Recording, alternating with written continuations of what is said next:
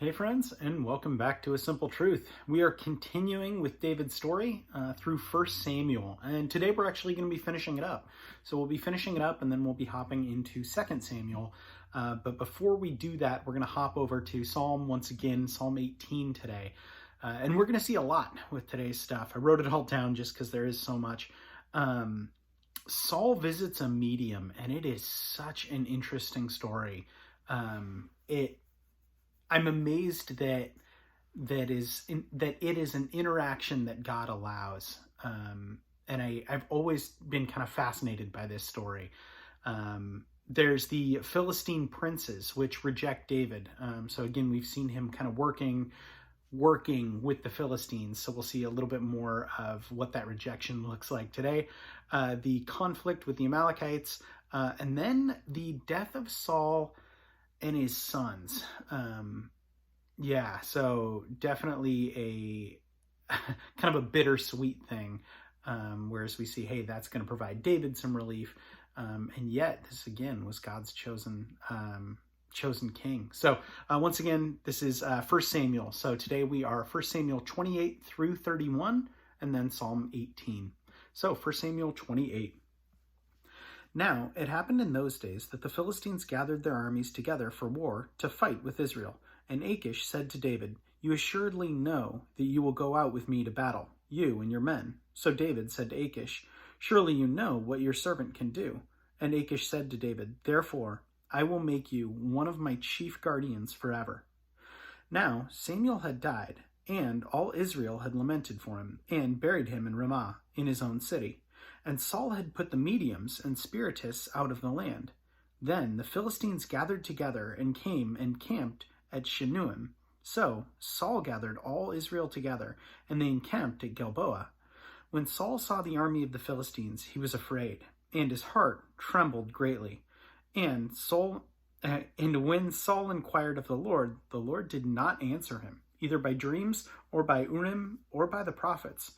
Then Saul said to his servants, "Find me a woman who is a medium, that I may go in to her and inquire of her." And his servants said to him, "In fact, there is a woman who is a medium at Endor." So Saul disguised himself and put on overclothes and went in, and 2 men went with him. And they came to the woman by night. And he said, "Please conduct a seance for me, and bring up for me the one I shall name to you." Then the woman said to him, "Look, you know what Saul has done, how he has cut off the mediums and the spiritists from the land. Why then do you lay a snare on my life to cause me to die?" And Saul swore to her by the Lord, saying, "As the Lord lives, no punishment shall come upon you for this thing." Then the woman said, "Whom shall I bring up for you?" And he said, "Bring up Samuel for me." Then the woman saw Samuel. She cried out with a loud voice, and the woman spoke to Saul, saying, "Why have you deceived me? For you are Saul." And the king said to her, "Do not be afraid. What do you see?" And the woman said to Saul, "I saw a spirit ascending out of the earth."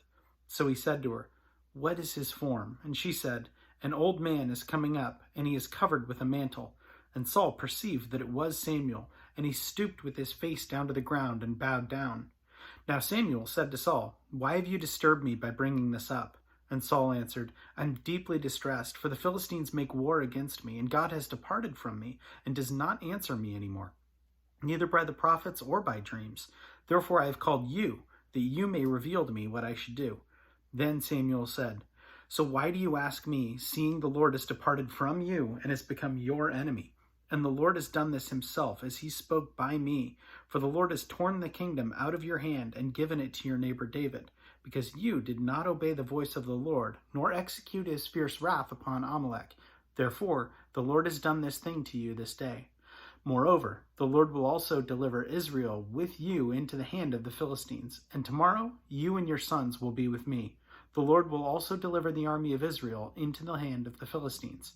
Immediately Saul fell full length on the ground, and was dreadfully afraid because of the words of Samuel. And there was no strength in him, for he had not eaten no food all day or night. And the woman came to Saul and saw that he was severely troubled, and said to him, "Look, your maidservant has obeyed your voice, and I have put my life in my hands, and heeded the words which you spoke to me. Now, therefore, please heed also the voice of your maidservant, and let me set a piece of bread before you, and eat, that you may have strength when you go on your way. But he refused and said, I will not eat. So his servants together with the woman urged him, and he heeded their voice. Then he arose from the ground and sat on the bed. Now the woman had a fatted calf in the house, and she hastened to kill it. And she took flour and kneaded it, and baked unleavened bread from it. So she brought it before Saul and his servants, and they ate.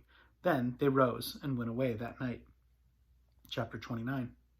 Then the Philistines gathered together all their armies at Aphek, and the Israelites encamped by a fountain which is in Jezreel. And the lords of the Philistines passed in review by hundreds and by thousands, but David and his men passed in review at the rear of Achish.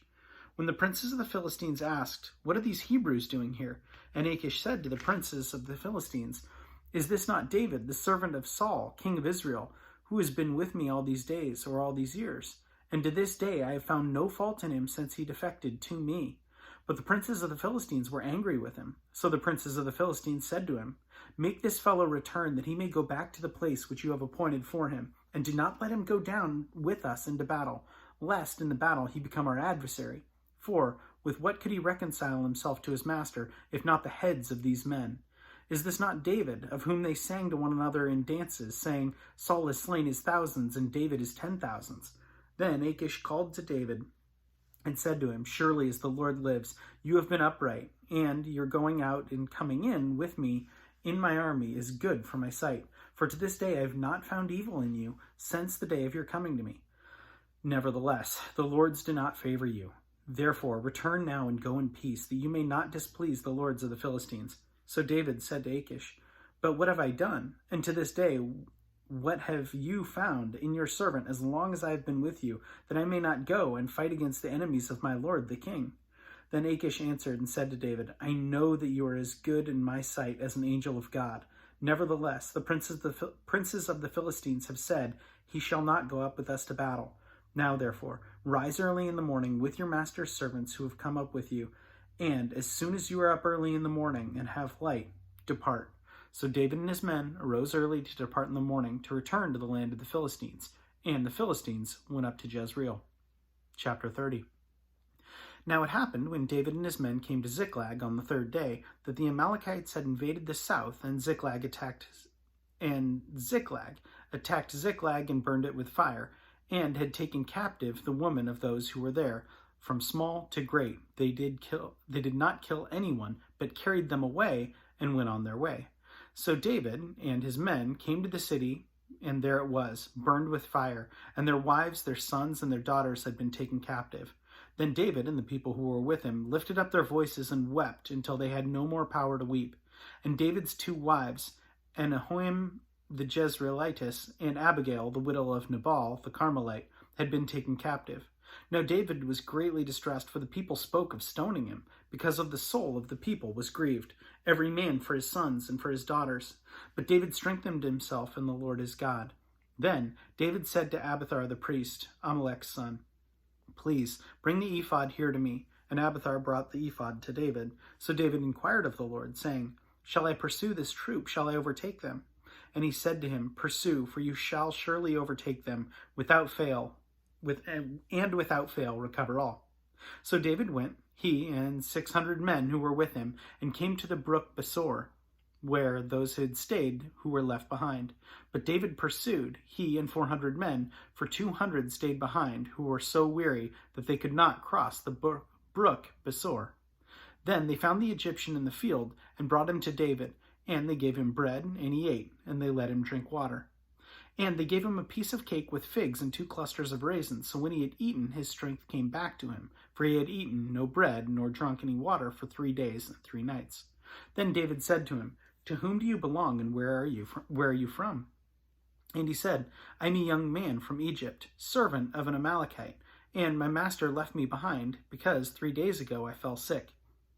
We made an invasion of the southern area of the Cherethites in the territory which belongs to Judah, and of the southern area of Caleb, and we burned Ziklag with fire. And David said to him, Can you take me down to this troop? So he said, Swear to me, by God, that you will neither kill me nor deliver me into the hands of my master, and I will take you down to this troop.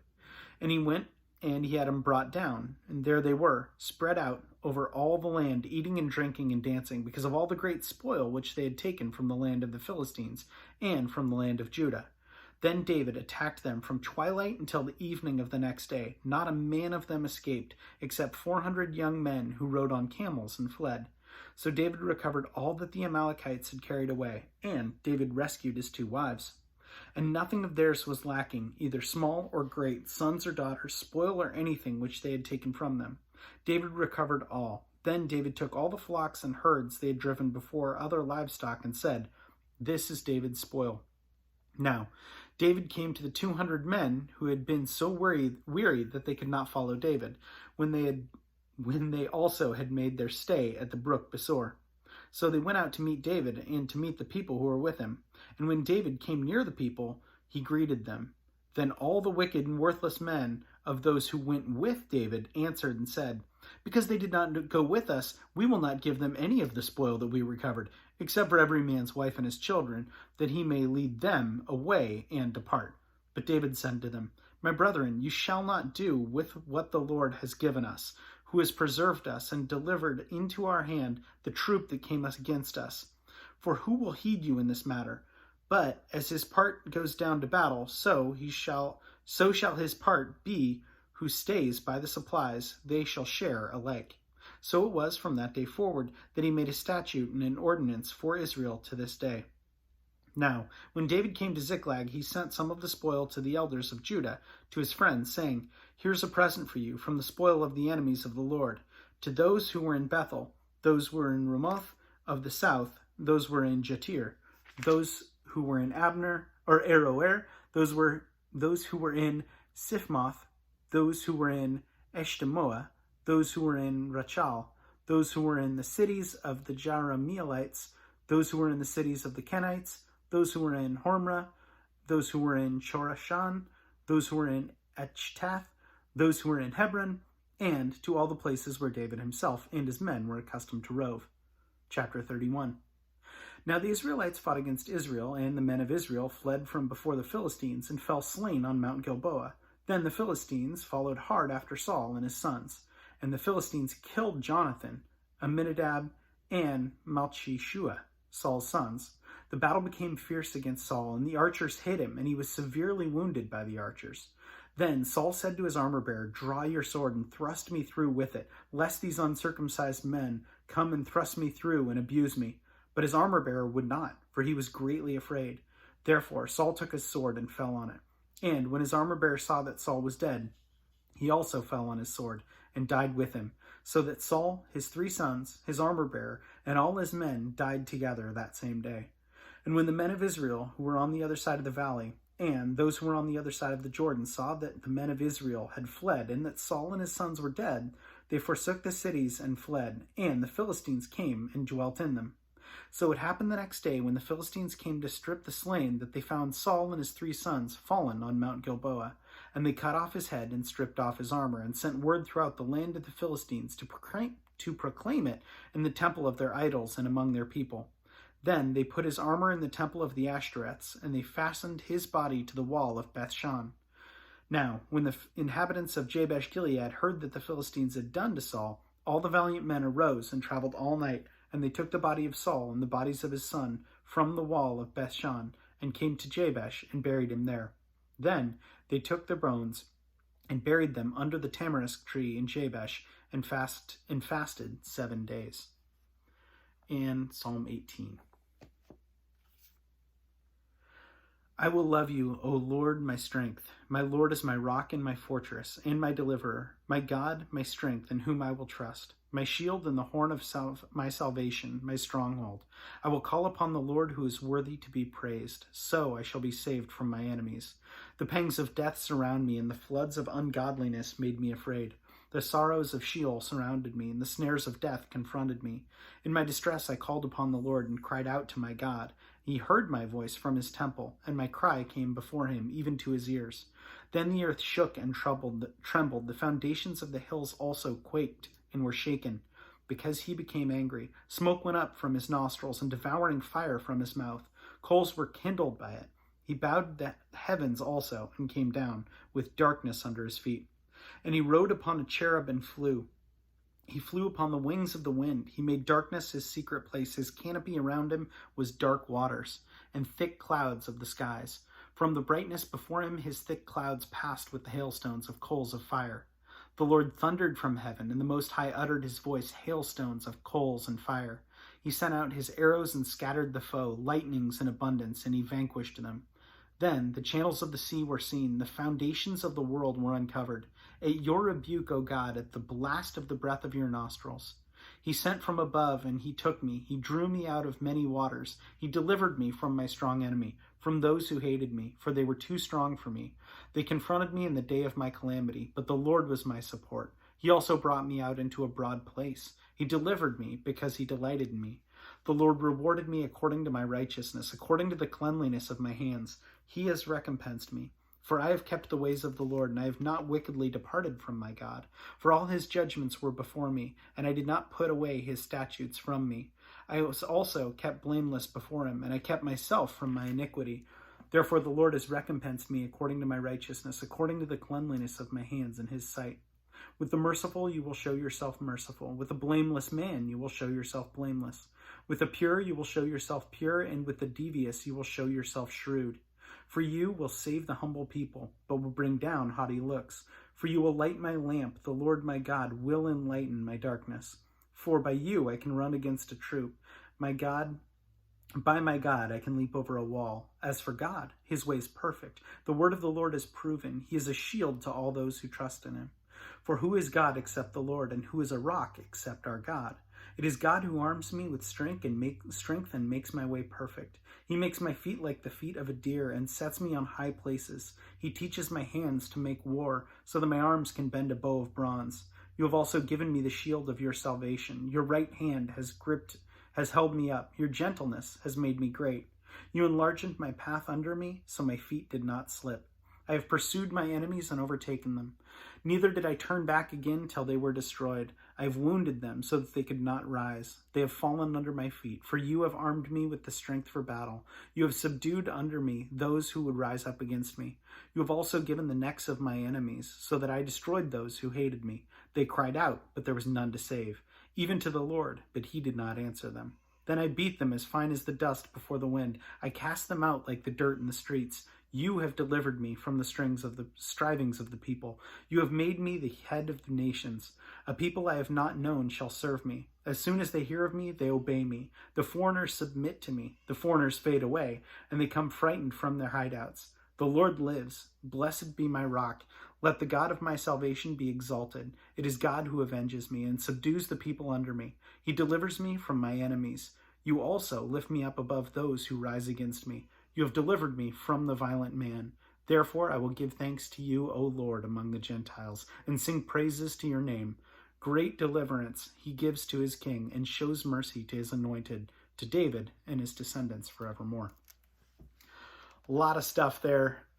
Again, I'd encourage you to go back, read the stuff on Saul and the medium. I just think it's so fascinating. Really shows my limitations of the understanding of the spiritual realm and what God allows. It's absolutely incredible stuff. As always, thanks so much for joining. Love you guys, and have a great rest of your day.